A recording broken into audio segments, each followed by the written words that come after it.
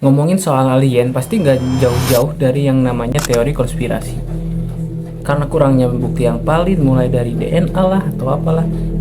Tapi kali ini gua akan menceritakan 5 kisah penculikan alien beserta dengan buktinya nih mulai dari DNA, rambut, dan yang lainnya. Inilah 5 kisah penculikan alien. 16 Oktober 1957, seorang petani bernama Antonio Vilas Boas sedang membajak ladang di pertanian. Saat itu dia bersaksi melihat benda langit aneh berbentuk telur dan memiliki cahaya di bawahnya. Setelah melihat itu, dia tidak sadarkan diri dan terbangun di suatu ruangan bersih dan serba putih. Dia juga melihat adanya simbol-simbol berwarna merah di pintu yang melingkar di mana ia dibawa. Dan dia melihat sosok makhluk bertubuh lebih pendek dari manusia dengan menggunakan pakaian pelindung abu-abu dan helm. Dan kayaknya sih mereka sedang berkomunikasi, tapi Antonio gak paham apa yang sedang mereka bicarakan. Ia mengklaim dilucuti, tubuhnya diolesi dengan gel bening sebelum dibawa ke sebuah ruangan untuk diambil sampel darahnya melalui dagu. Puncak dari pengalamannya sih adalah pertemuan anu-anu dengan seorang wanita humanoid yang memiliki fisik yang sangat berbeda dari makhluk lainnya, termasuk mata biru yang sangat miring dan rambut pirang keputihan. Wanita tersebut menunjuk ke arah perutnya dan kemudian ke langit, sebuah isyarat yang diinterpretasikan oleh Vilas Boas sebagai pembiakan hibrida antar spesies. Anehnya, setelah dia selesai diculik, Antonio mengalami penyakit radiasi dan tidak diketahui penyebabnya. Betty dan Barney Hill sedang berada di perjalanan pulang dari Montreal. Saat itu Betty sedang mengamati bintang-bintang di langit dengan teropongnya. Begitu dia mengarahkan teropongnya ke arah bulan, dia melihat sebuah pesawat yang aneh yang memancarkan cahaya warna-warni di bawah permukaan bulan dan mulai bergerak secara aneh, lalu mulai mendekati mobil mereka. Betty semakin yakin bahwa itu bukan pesawat biasa karena objek tersebut terlihat bergerak secara berputar. Dan saat Barney menghentikan mobilnya di tengah jalan, objek itu tepat berada di atas mobil mereka. Dan cahaya itu menghalangi seluruh pandangan mereka. Dan ketika Barney menggunakan teropong, Barney mengaku telah melihat 8 hingga 11 sosok humanoid yang mengintip dari jendela pesawat, seolah-olah sih menatapnya. Semua sosok kecuali satu bergerak ke apa yang tampak seperti panel di dinding belakang lorong yang mengelilingi bagian depan pesawat. Sosok yang tersisa terus menatap Barney dan menyampaikan pesan yang menyuruhnya untuk tetap di tempatmu dan terus melihat. Barney ingat bentuk-bentuk humanoid itu mengenakan seragam hitam mengkilap dan topi hitam. Pesawat itu mendekat ke atas Barney. Karena Barney ketakutan, dia larilah kembali ke mobilnya. Saat keluarga Hill melaju pergi, mereka mendengar suara beep yang aneh dan mereka menjadi linglung. Ketika mereka terbangun, mereka menyadari bahwa mereka sekarang berada di tempat yang berbeda. Pada tanggal 21 Oktober 1961, Barney melaporkan kepada investigator Komite Investigasi Nasional tentang Fenomena Udara atau yang disingkat NICAP, Walter Webb, bahwa makhluk-makhluk itu entah bagaimana bukan manusia. Setelah kejadian itu, mereka menyadari bahwa mobil mereka ada bekas sebuah lingkaran di bagasi mobil yang padahal sebelumnya tidak ada. Lalu saat mereka mencoba memasukkan kompas ke arah lingkaran itu, kompas itu secara serentak berputar-putar secara aneh. Ini berarti bahwa di lingkaran tersebut terdapat sebuah gangguan magnetis yang kuat. Bagaimana menurut kalian?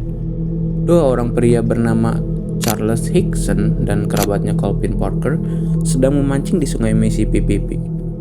Lalu keduanya mendengar suara berdenging dan melihat suatu benda berbentuk seperti telur di atas langit dengan cahaya biru yang berkedip-kedip. Lalu benda itu mendarat tepat di depan mereka, lebih tepatnya di dermaga. Dan dari dalam benda langit itu muncul sesosok makhluk bertubuh seperti robot humanoid berwarna perak keriput dan memiliki tangan seperti cakar lobster dan gak memiliki leher. Mereka berdua lalu gak sadarkan diri dan diculik ke dalam benda itu oleh makhluk tersebut untuk diperiksa seluruh tubuhnya. Setelah kejadian itu, mereka awalnya memutuskan untuk tidak melaporkan kejadian tersebut karena takut dikira hoax lah. Tetapi malah pergi ke kantor Mississippi Press untuk menceritakan kisah mereka. Setelah mengetahui bahwa di sana tidak ada wartawan, Keduanya melanjutkan ke kantor sheriff untuk membuat laporan. Awalnya mereka skeptis nih, orang halu atau gimana. Petugas gimana gak skeptis coba? Orang Hickson bau alkohol. Tapi Hickson membuat pernyataan bahwa dia minum whisky setelah dia dibebaskan oleh makhluk tersebut. Kapten Glenn Ryder kemudian mengatakan kepada pers bahwa awalnya juga ia skeptis dan mencurigai adanya lelucon, tetapi segera percaya bahwa kedua pria itu tulus. Setelah lama berdebat, kemudian petugas sengaja meninggalkan mereka berdua di ruangan dan menaruh semacam alat rekaman tersembunyi. Hasilnya, mereka berdua terus-menerus ngomongin apa yang mereka berdua alami. Apalagi Calvin yang kelihatan sangat ketakutan saat menceritakan hal tersebut. Dia juga berkata kepada Hickson bahwa dia kayaknya butuh pertolongan psikiater nih. Menurut Anda apakah mereka berbohong, halu, atau enggak nih? Malam hari jam 11:30, Zanfretta, seorang petugas keamanan swasta, sedang melakukan patroli rutin nih di sekitaran desa Marzano Torriglia. Saat di tengah patroli di dekat Villa Casa Nostra milik Dr. Ettorigi, tiba-tiba mobil yang dia kendarai arus listriknya mati, mesin lampunya dan radionya juga mati, dan dia mendapati bahwa di taman villa tersebut ada cahaya terang. Karena curiga takut ada maling, dia beranjak turun dari mobilnya dan mendekati sumber cahaya tersebut. Ketika dia sedang berusaha mencari asal cahaya itu, tiba-tiba di belakang ada yang menyentuh pundaknya, dan saat dia berbalik ke arah belakang, dia melihat sosok makhluk raksasa dengan tinggi 3 meter dan kulit bersisik hijau dengan mata kuning terang.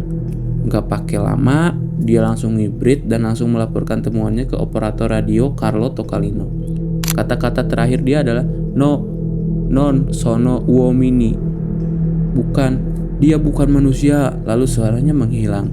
Beberapa hari setelah dia menghilang, dia ditemukan oleh dua orang temannya, Walter Lauria dan Raimondo Maschia, dengan keadaan syok berat tergeletak di tanah. Dan anehnya, meskipun suhu malam itu sangat dingin dan tanah membeku serta basah oleh hujan, para saksi mata memberikan kesaksian yang konsisten mengenai anomali fisik yang dialami Zanfretta. Pakaiannya terasa sangat panas dan benar-benar kering. Ini menjadi salah satu bukti fisik awal yang paling sulit dijelaskan secara konvensional dan menunjukkan adanya paparan radiasi panas atau energi yang tidak diketahui selama periode waktu dia menghilang.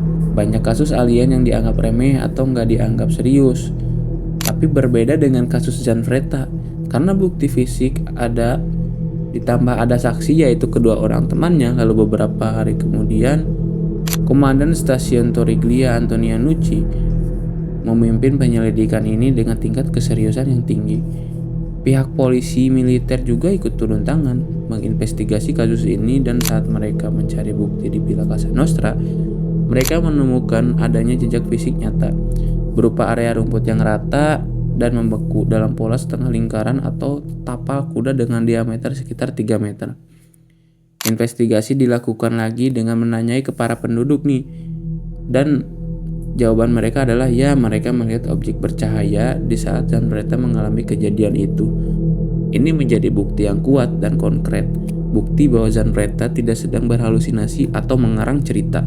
Dan juga Antonio Nucci juga berkata bahwa Zanfretta orangnya rendah hati dan jujur, dan gak akan mungkin lah mengambil ketenaran hanya karena itu. Menurut kalian, apa sih yang terjadi pada tubuhnya selama Zanfretta diculik? Jam 11 malam, Peter Khoury terbangun dari ranjang tidurnya karena dia melihat dua orang wanita yang sangat cantik. Satu berambut pirang transparan, satu lagi berambut hitam khas orang Asia Timur. Dan dia kaget kok tiba-tiba ada dua wanita gak dikenal masuk ke kamar saya. Baru aja dia melihat, lalu dia dibawa oleh kumpulan cahaya ke dalam pesawat berbentuk piring. Lalu setelah dia masuk, dia pikir dia bakal dijadiin bahan eksperimen lah atau yang lainnya. Yang ternyata enggak.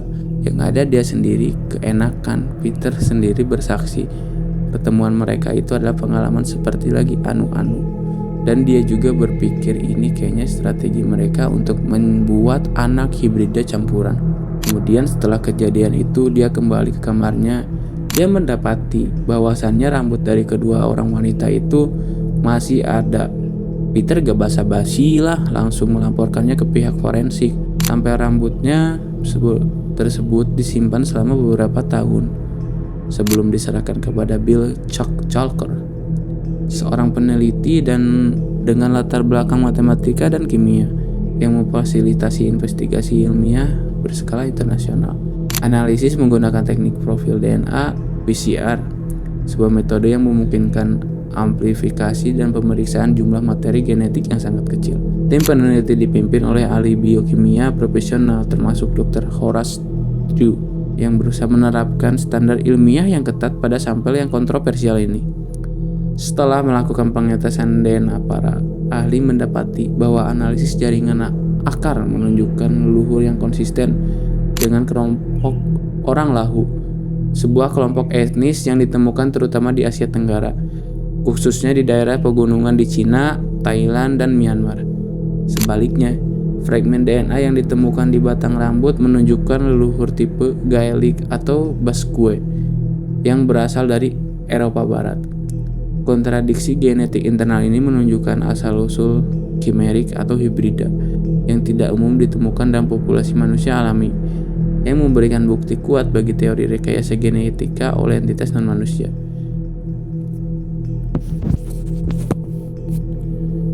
Menurut kalian, apakah cerita-cerita sebelumnya yang saya ceritakan